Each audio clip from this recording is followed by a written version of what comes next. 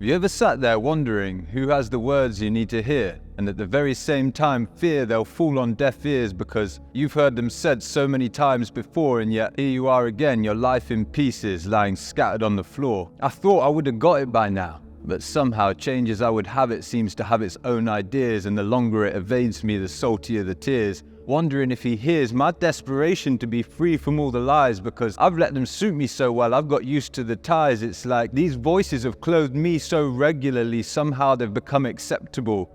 And now I find myself entertaining the idea that maybe I'm rejectable, feasting on my fragility like it's something delectable. I guess no one walks through life without being susceptible. Sometimes I walk into the bathroom and look in the mirror. The walls behind me fall and seem to become stools, and in the courtroom of my mind I see people looking back at me. And I'm immediately drawn to the faces of people who know me but perhaps haven't seen behind the curtain. The ones that always smile and seem pleased to see me, but I'm never certain because the thought that dominates my mind is if they knew the truth about me. Before the accuser stands up and makes his case loudly. This man isn't who you think he is. In fact, he's actually much worse. Don't believe he's got it all together because you see him serving coffee before church. You didn't see the way he cursed that driver last week. You haven't seen him lose his temper when he speaks to his wife when they argue. The lack of patience for a brother. The way he struggled with his eyes and turned a stranger to a lover. But worse than any of this though, he often doubts what he proclaims. Tells other people they are loved whilst he wrestles with shame. He's a fraud, he falls short. I don't think he's ever going to change, so you may as well give up now and save everybody the pain. And there's just silence as the echo of these claims bounce around my mind, and I struggle to look in the mirror and meet my own eyes because I see a man who fears that knowing all the failures listed as certainly all true, asking, will I still with open arms be welcomed by you? And before I can think of any more reasons to build a case, I sense the hand of the Father gently lift my face. He comes close enough so I can see my reflection in his and says, the little man staring back is the apple of my eye, it's for love you exist. This is the reflection that really matters.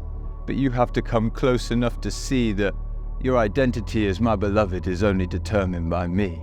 You are the object of my affection, the only version of your design, the only peak crafted for your purpose, which I alone can assign. And if time has tried to hold your life for ransom, setting deadlines for my grace, then allow me to lift the load and remind you I set the pace. I say you are beloved before you open your eyes in the morning, before you walk out of your front door and join in with the masterpiece I am forming. See, the world has elevated success and demanded results before celebration, and I say when you judge and condemn your behavior, I'm full of adoration that you brought all your broken pieces and dropped them at my feet, because that is where your heart and my river of mercy will always meet. You are loved simply because I say you are. I alone am the one who can define.